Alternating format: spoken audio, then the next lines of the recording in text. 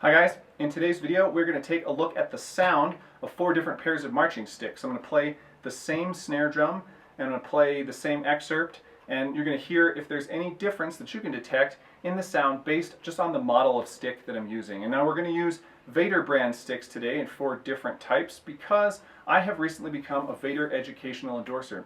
I teach the drum line at Los Alamos High School in New Mexico, and Vater approached me about using exclusively Vater products, and of course I said yes because I've used a lot of Vater products in the past and I like them, so that's the best reason to use anything.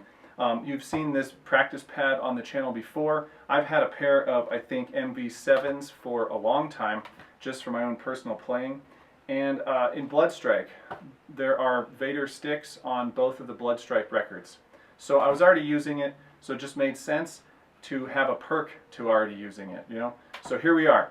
Obviously there's a lot of what goes into stick choice is feel, but you can't feel it through the internet. So the best you can do is hear it and take my thoughts on what it feels like. So the first stick we're going to do is the MV7. These have tape on them because I've been using them with my drumline, and our school color is basically green. And these are, if you had to put it up to something else, they're a lot like a Ralph Hardiman or an MS5, from Vic Firth, although they are slightly different. They have a little bit squarer of a back end, which puts a little bit more weight back there. The tip is a slightly different size, but this is a pretty standard looking marching stick. And it feels pretty good, and that is ultimately what we went with, but you know, you might think that there's a different conclusion to be drawn here. I'm also going to play the MV4, which has a very similar size and weight. The tip is a different shape and the taper is slightly different, so I think it does give a slightly different feel and a different tone.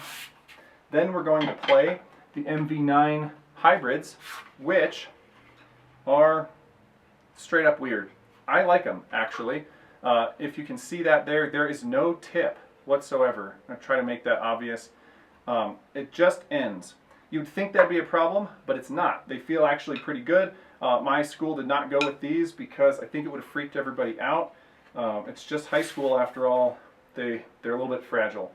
Anyway, and then I'm going to do one more, the MV8s, which are notably like a lot beefier. They have a larger diameter than the other 3 pairs, and they have more of like an acorn shaped tip instead of the barrel shape.